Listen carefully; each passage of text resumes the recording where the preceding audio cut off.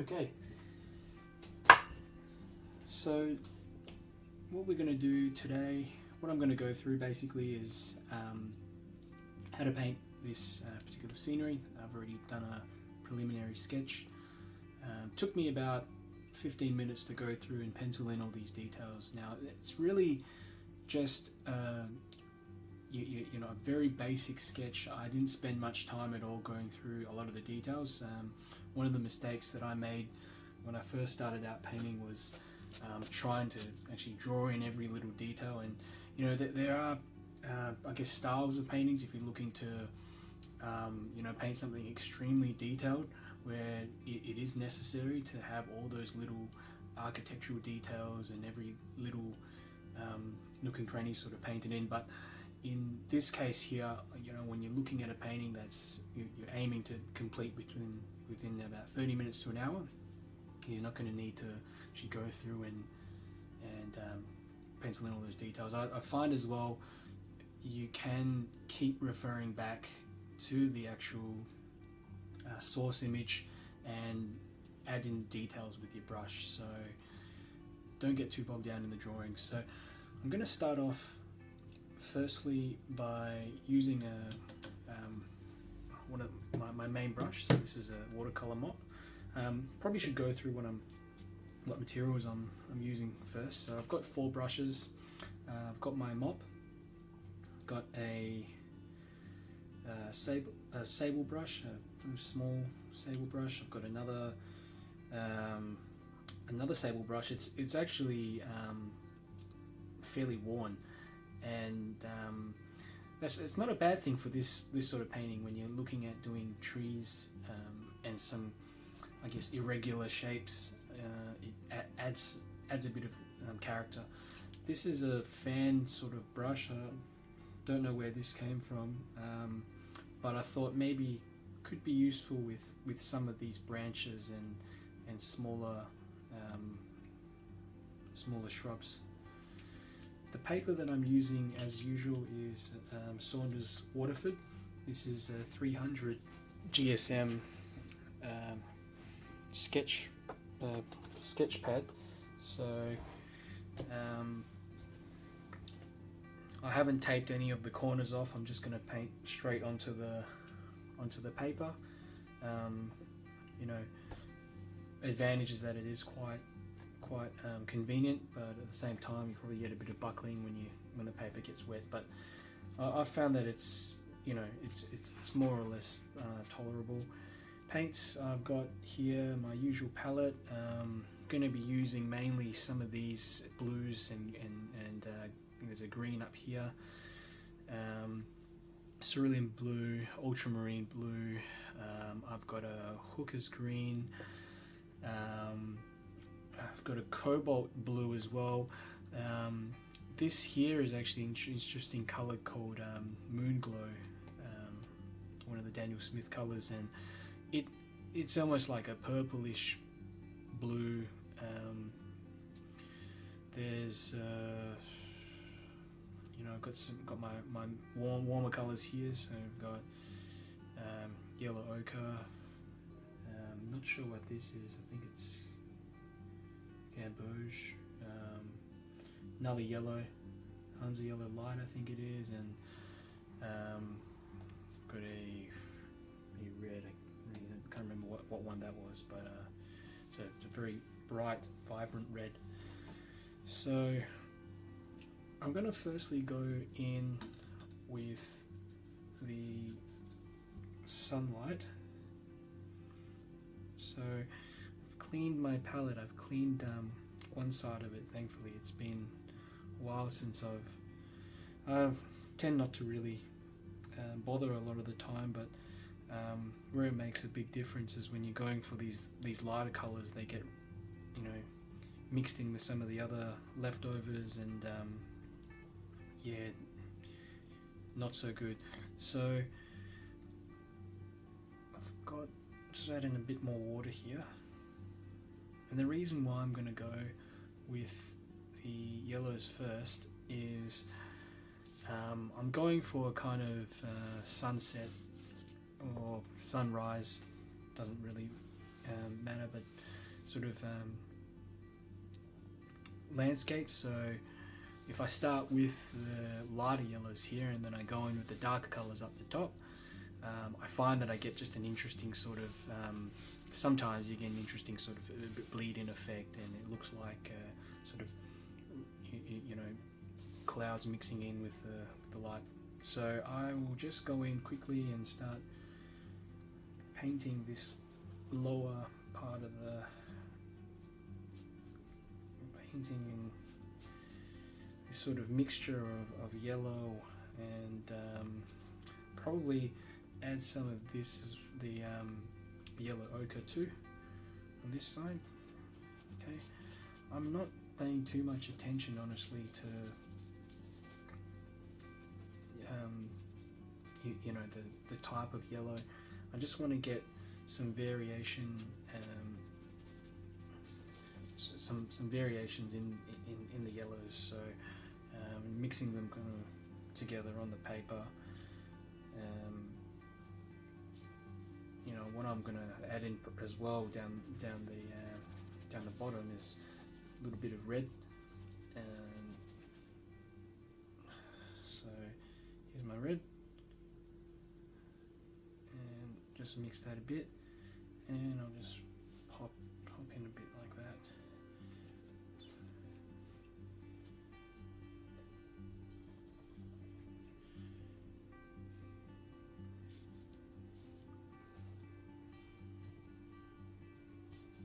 It's probably too much, but not to worry.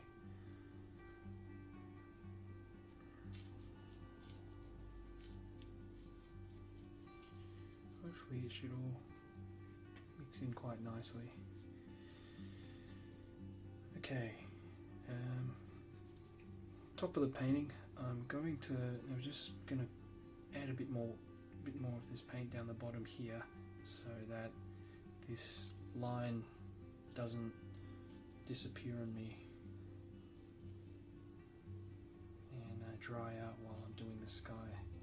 So I've got the paper on a very slight slant, probably 10 degrees, maybe less, and what that will do is just help that paint to travel downwards.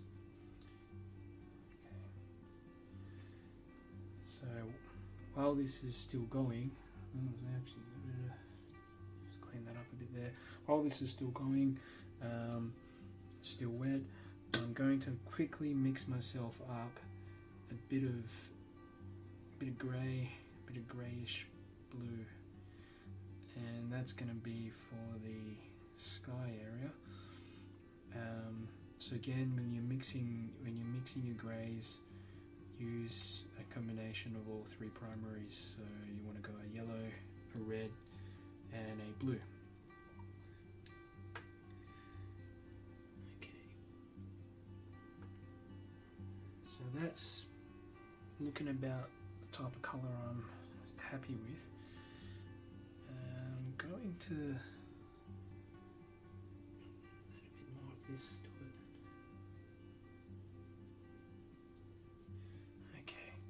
So I'm going to go in pretty quick like that, and just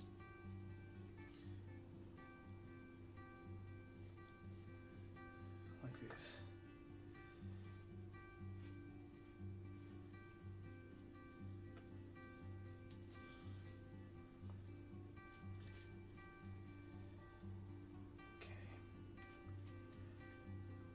Just a bit of blue.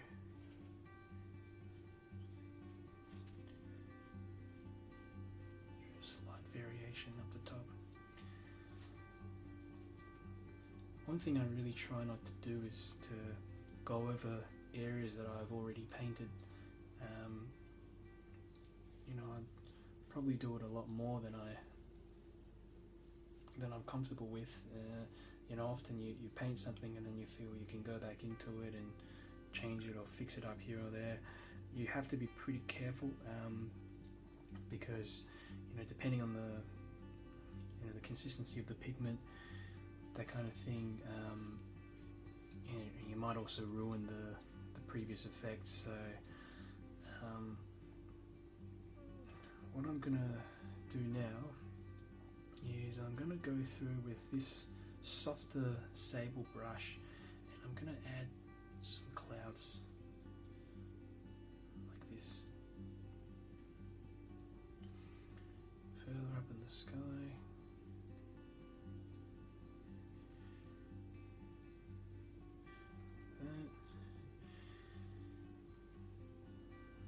And you can only do this sort of effect when the paper's relatively wet. So if you want the clouds to, I guess, bleed into the other colours, creating these softer cloud-like structures, you have to do it around this time. And I'm just thinking whether I should put one here.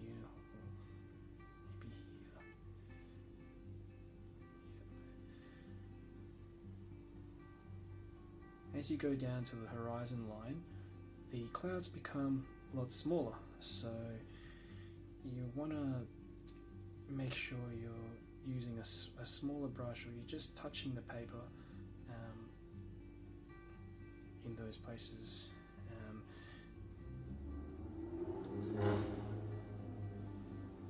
Okay, like such. Maybe, oops, so I don't want to really overdo it, but at the same time I just want to make sure I have enough darkness in these areas. And it might be the case where I just got to add in a little bit more color. So I'm now grabbing some of this purple, mixing it in with the grey, and continuing to just add some variation up here, especially further up in the page. I want to add some darkness. So, and it always looks different every time you use this sort of wet on wet effect. Sometimes the clouds turn out a bit fluffier, so it just depends on how wet the paper is, and also even the slant of the paper makes a difference. Alright, so I'm not going to muck around with this anymore. I think I said that before, but it's very tempting to just think, oh, I'm going to add a bit more, and before you know it, you've stuffed it up. But I'm pretty sure I know what I'm doing here. Just going to add a bit more darkness up in the corner as well. Okay. What I want to do is just create a bit of a contrast between the darkness up there and the light down the bottom. Okay, so what I'm going to do now is go through and carry this line of water further down to the page. What I'm going to try to do first is mix up the right colour. So not a huge deal, but go through with the yellow, and the reason why I say it's not a huge deal is because this area here is eventually going to be green, and with the wet on wet painting like this, I like to add in the colours that end up making the final colour, and the reason why is that it just turns out looking a bit more interesting when the colours mix on the paper. It's a little bit scarier because you don't know what's going to happen in the end, but yeah. What I'll do as well is add in a bit of blue for the water. And I've actually dripped a bit of water here. So what I'm going to do, I'm going to just turn this into a cloud at the top. Okay.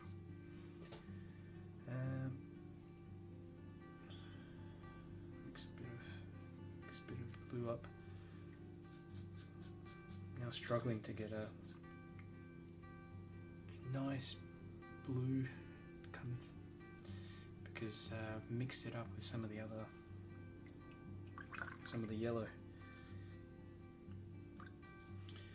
Let me just try one more time.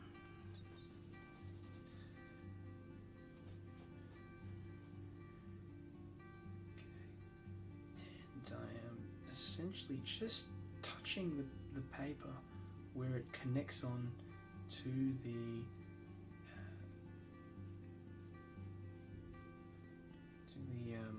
grass on the right hand side, and keeping it pretty light. So again, this is what I'm using is a bit of cerulean blue here, and I'm just going to continue just touching there in the corners. Okay.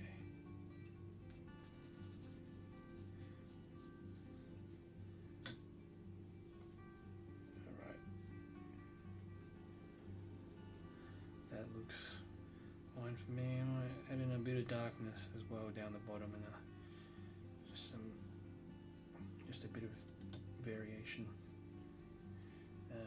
Which reminds me, I've forgotten the left hand side. So we'll go in and do that very quickly. Bit of, again, just using the yellow. If you've got some, I've already run out of all my yellows. I need to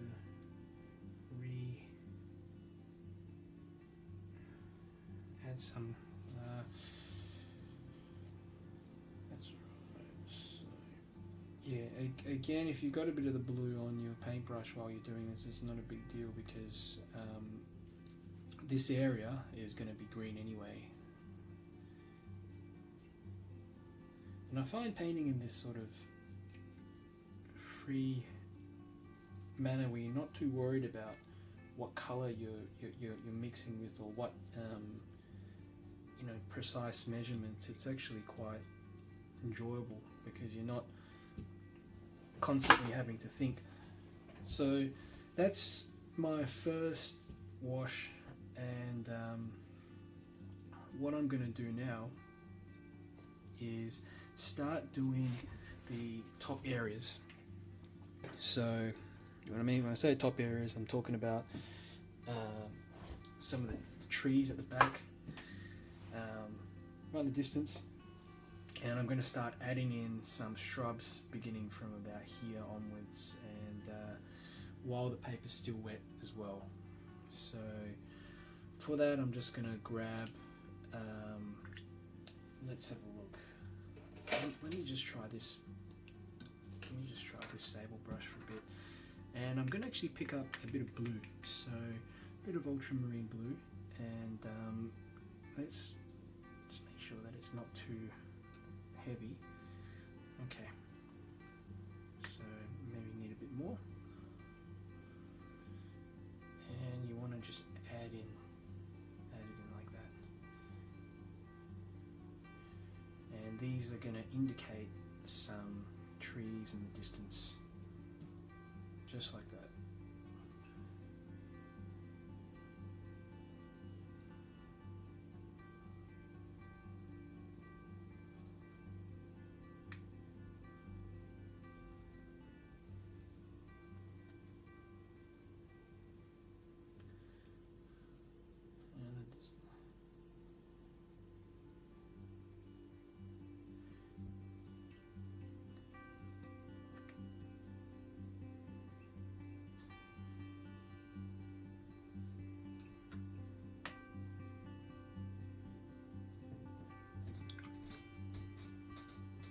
So use a pre-mixed green to add some slightly darker areas, and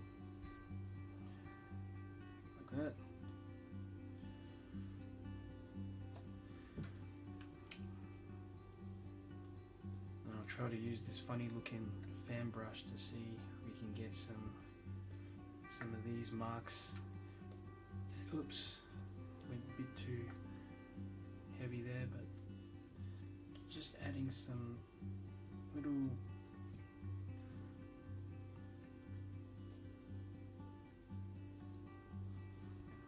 marks going up like that. Okay. Alright, now before this bit starts drying, I'm going to have a look at the reference, and we've got a strip of green, a darker green running over here, so I'm going to go in and paint that quickly.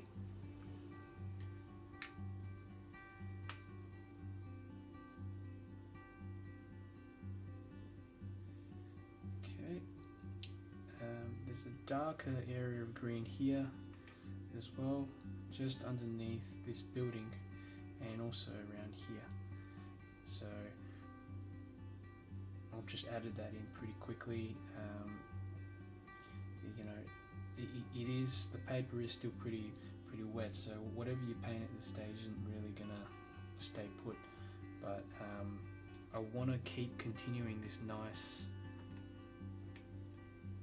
sort of wet and wet effect. Moving further down into the page, I'm going to grab some blue, some ultramarine blue. Looks like I've almost run out, and I'm going to start adding these shrubs down here. Okay. So this one, there's a darker one around here. You know, let's add these ones around the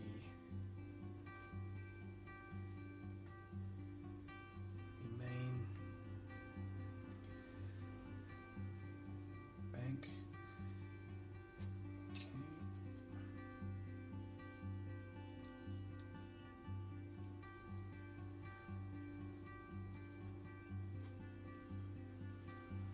There's a darker looking shrub that runs up like this.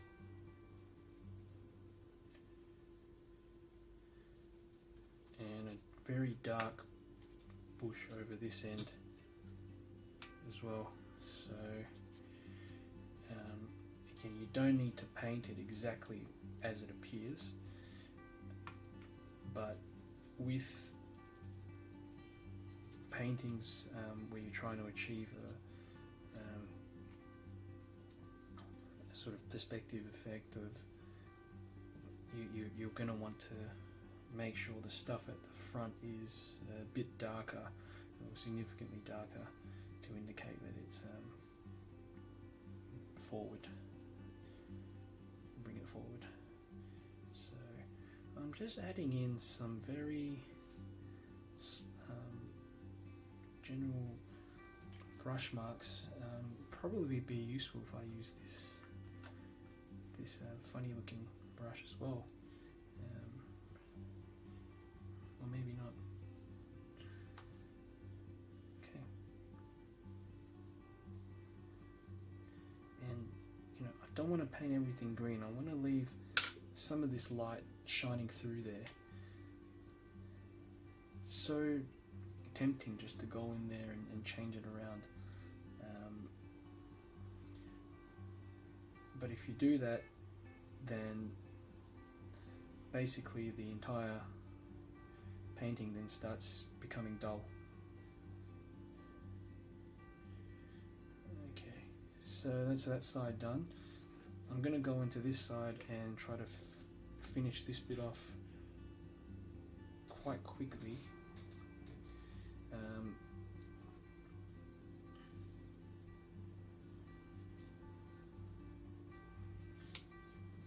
a bit more of this stuff here. Bit more green here, near the edges of the bank as well. You want to make sure that it's darker. You already have a green, you can mix a bit of blue into that green to make it darker.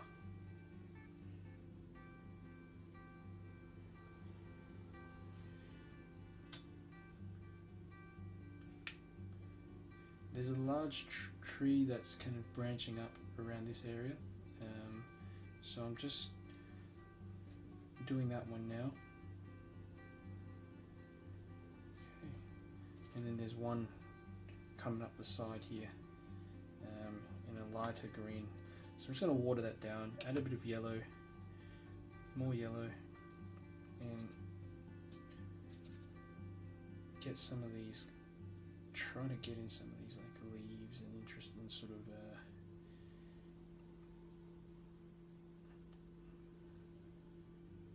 funny little things hanging from the branches. And you know, it can darken bits and pieces here and there. It's looking alright for now. I'm going to do as well is start doing some of these shadows, and for that I'm going to mix up again just a greyish colour, just a very greyish colour. If you look at the reference, these shadows are actually as dark, probably the darkest areas in this painting. So let's go ahead and add this one. And that's the shadow that's coming off for this tree here. Okay. And should be it. And now we're going to go put in the shadow for this building. Now I'm not trying to get it perfect, but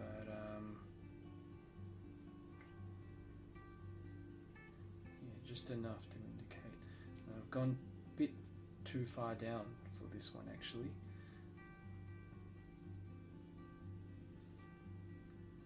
I'm going to darken this area a bit more again, and here. So like I said before, when you're painting wet on wet, you do find that colours that you originally put in don't stay. So I'm now going to add in just some of these shadows down the bottom, and I'm going to leave that now. Okay. Okay. So while this is drying, I'm just I want to get this really small brush and mix up some very dark green, so pretty dark green, and what that's for is just to look at some of these areas. For example, here where you've got one of the darker trees, darker areas, and you want to just make sure that tone is being reflected accordingly. So you've got the branches coming in, which are there again quite dark in comparison to some of these other areas, so you want to make sure that's in, and it kind of carried it along the side here. Got a shrub here that we tried to paint before.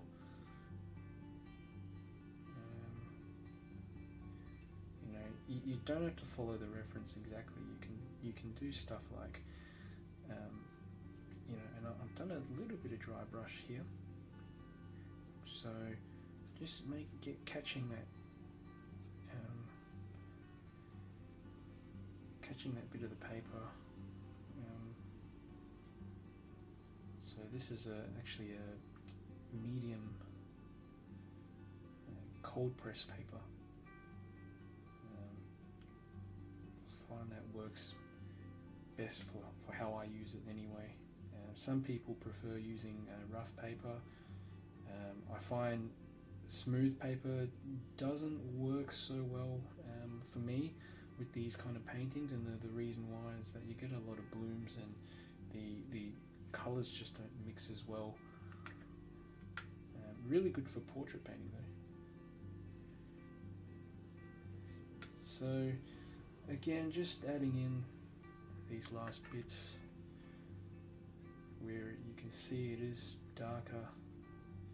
Another one up here.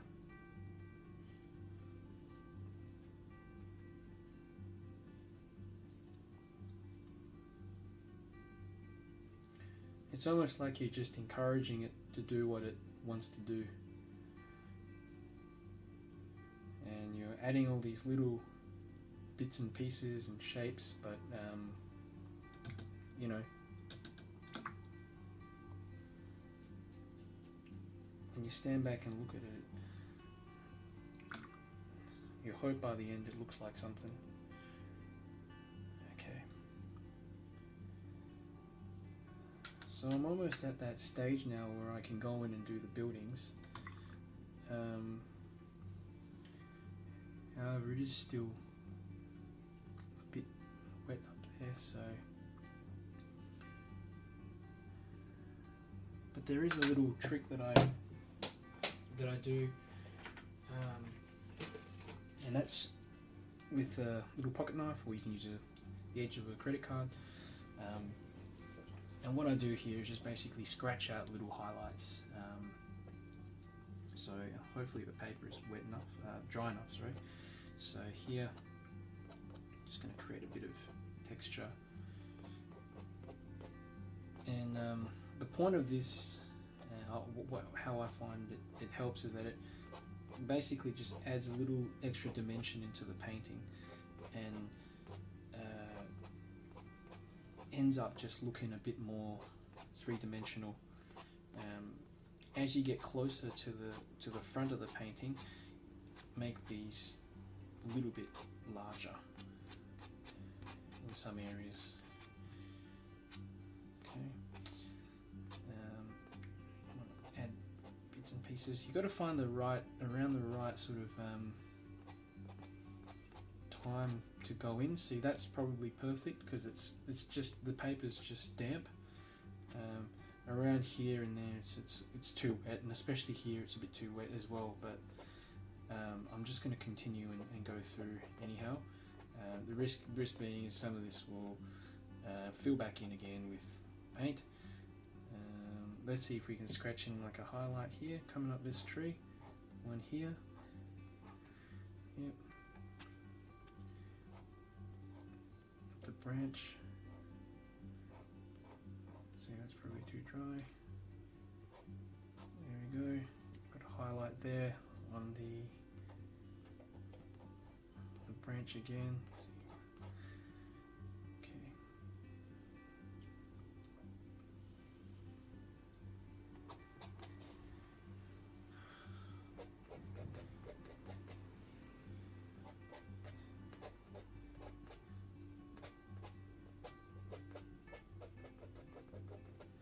And this kind of helps with the perspective, so it leads you in through this pathway and that the river's carving out. Okay. Don't want to overdo it.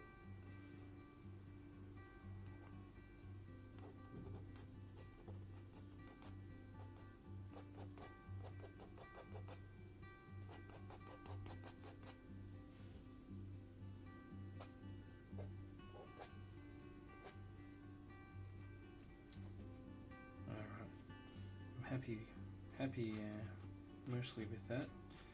Just maybe not here. Now,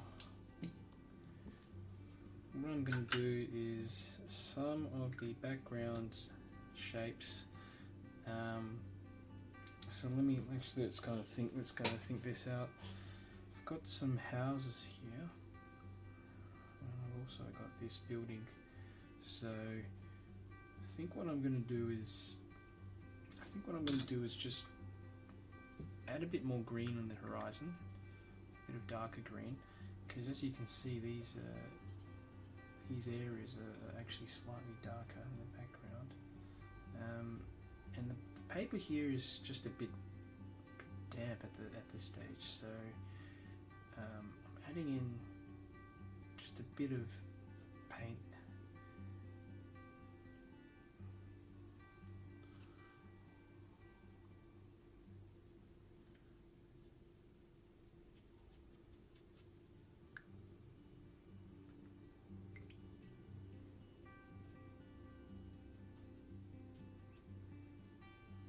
And I'm going to try and actually soften these edges a bit, and how you do that is basically just add some water and touch the edges like that.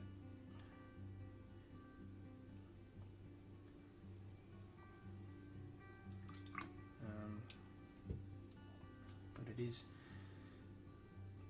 travelling up a little bit due to the paper being slightly damp, but yeah, we'll see what happens. Going in through this bit as well, just going to add some trees, and I'm cutting around that building a little bit. I wonder if I can turn this into a shadow coming down this side like that.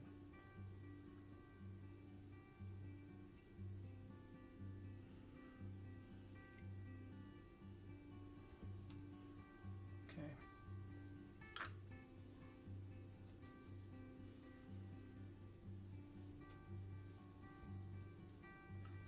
That's pretty much dry, so I'm going to do the main building, and I'm going to go in with some grey.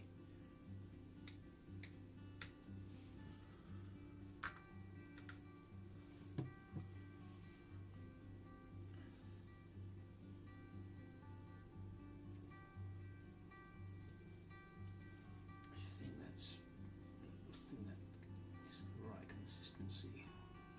See.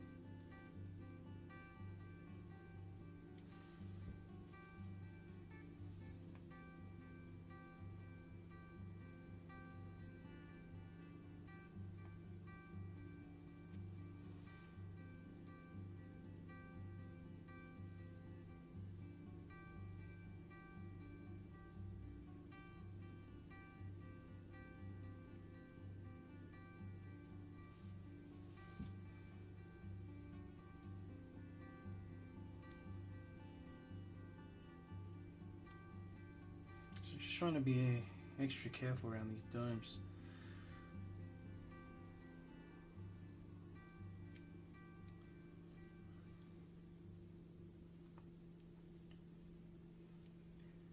We more or less have a nice sort of silhouette here, and I want to add a bit more paint down the bottom.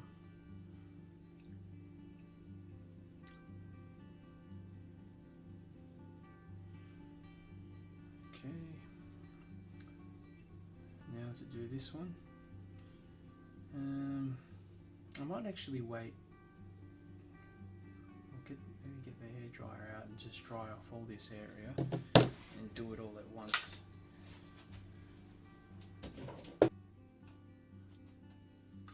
So as you can see, because I didn't tape down the page to begin with, it started to buckle. So I'm just going to fold it a little bit backwards so that it stays put. And what I did as well is, while I was holding the hairdryer, I actually went through and added a bit of some small shrubs.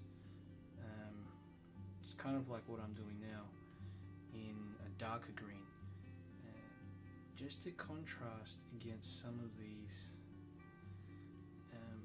bits that we've scratched out before. So don't want to, I'm just being very careful so that I'm not doing too much, because it's easy to get excited. You see it's, think, oh, it's working, it's looking good, and then you go overboard. And so many times I've painted stuff and halfway through realize I've overcooked it. So a lot of the nice effects that you can get with watercolor is through layering, and it's a challenge at times to actually stick through the entire painting. I've gone a bit too much there. To stick through the entire painting, because at the beginning you sort of look at it and you think it doesn't really look like much, and even by the end, when you finish painting, you look at it and you think there's not really much there. It doesn't look like exactly like the reference picture, but if you put the reference picture away and come back to it later, you actually, I've found this quite a few times. I'll look at something that I've done before that I didn't really like, and find, hey, I actually don't mind that. So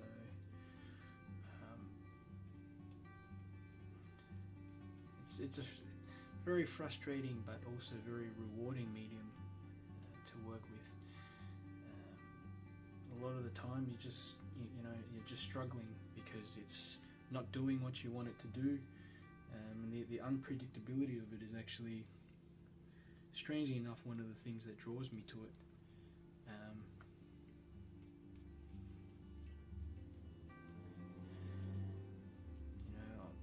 Earlier on, I used to work with acrylics as well, and whatever you put on the paper essentially is what it ends up looking like when you're done. But yeah, so anyway, I've done a fair bits and pieces now. I don't want to overwork this, like I said before. Now, while I can, I'm just going to go through and make these houses a little bit darker, just so that they stand out. It's just the silhouettes of them. So I don't want them to be too dark though. So let's go with this. Just enough so that you can tell, okay, that's a building.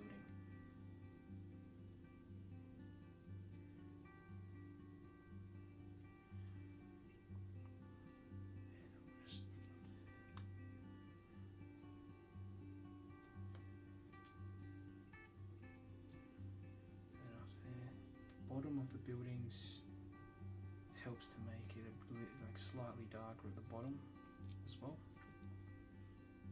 just to ground them, and it also looks a bit like almost like a shadow being cast. We've got this one here. Now I'm going to go through and do this pretty quickly, and don't feel like you need to colour the entire building in as well. So I've left little highlights here. I've left little highlights so the roof is there's a bit of light that's catching on the roof. I'm going to do the same over this side too.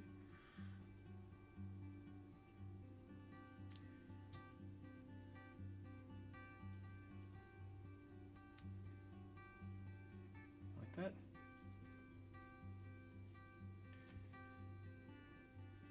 And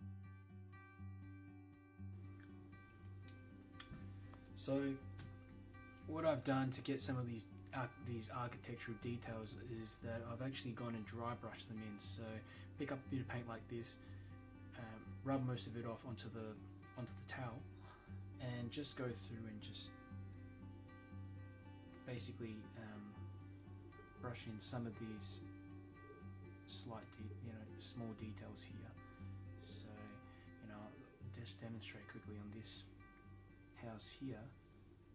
I'm just doing the bottom of the roof very gently, maybe the side of the building here, and this side as well.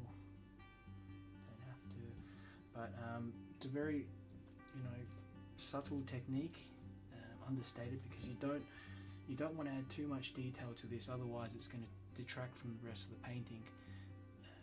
So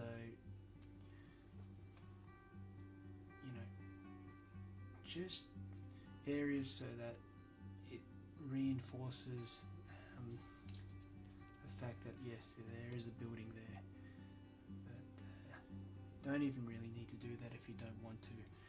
I don't know if there's actually windows and stuff like that on this house, but I'm going to add a couple in here anyway. Some small areas here, maybe let's add a door here. Okay, that's all you need to indicate.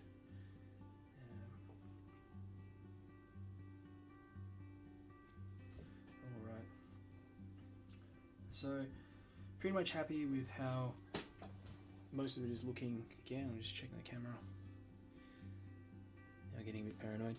So last thing I'm going to do is just add in some darker branches coming across to add again that extra dimension to the painting, and I'm mixing up more grey, more yellow. After this I'm going to have to restock some of these paints. You keep them all in tubes and basically just squeeze them out as they're wet onto these little areas, and let them dry. So advantage to that is you don't end up wasting any of the paints, and it's also quite convenient. I sometimes paint outside, not really possible these days, but yeah, usually it's easy to carry this around with you rather than tubes of paint. So got some thicker paint here, dark paint, and I'm just going to go through and I'm going to very casually start doing some of these branches. You don't want to think too much when you're doing them, and you want to make sure like each brush stroke that you're adding in looks quite confident. Yes.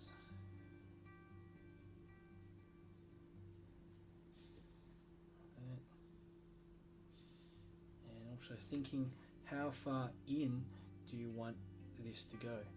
Because you also don't want this tree to start dominating the entire painting.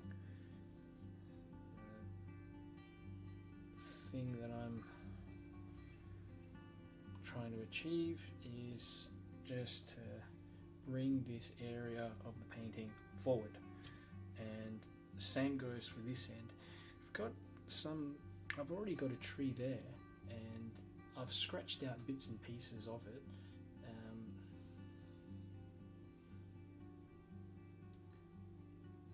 When you do, I'm doing this pretty quickly, and when you do this as often as I do, it just gets easier, and you don't have to worry too much.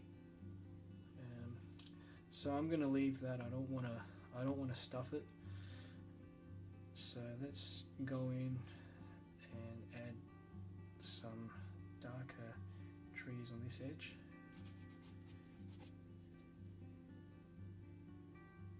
Like that. And just planning and seeing how we're gonna make this look like. I think I'm gonna make them all go mainly up, and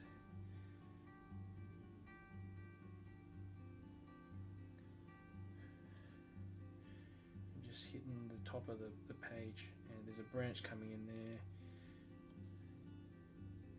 like that. Some coming now over here.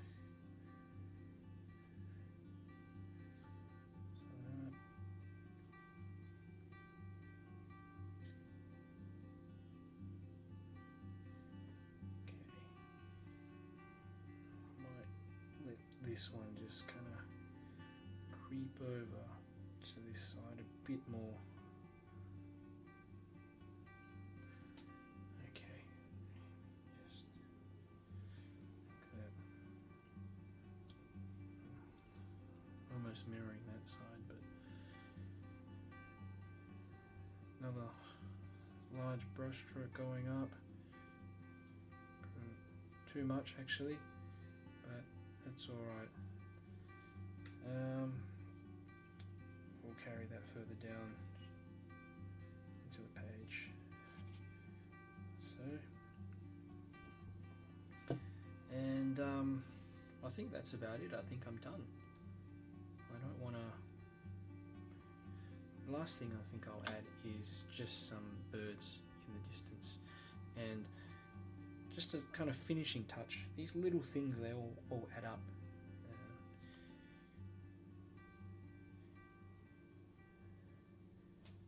These small details.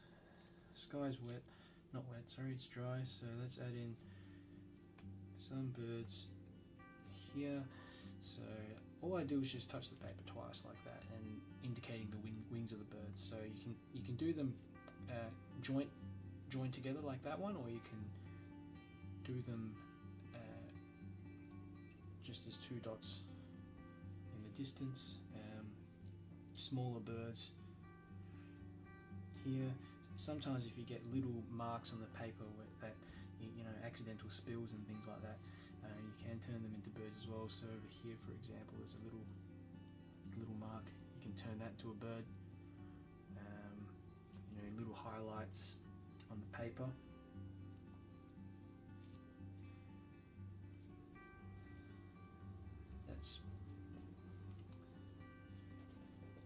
Shouldn't have done that. That will dry anyway.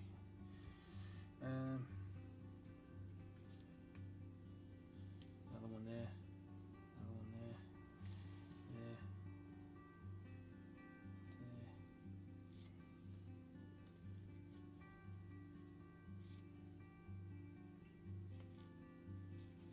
Should get rid of that one. It didn't look so good.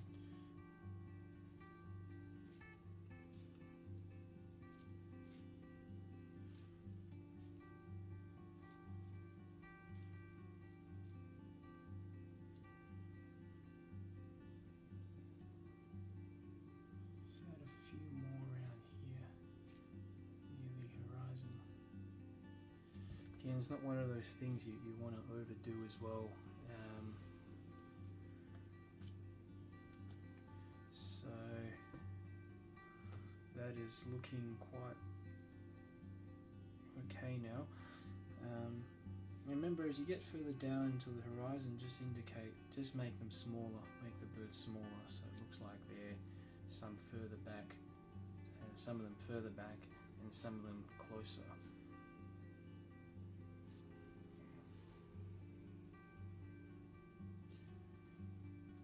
This was the branch I kind of stuffed up a bit before. I'm going to extend that.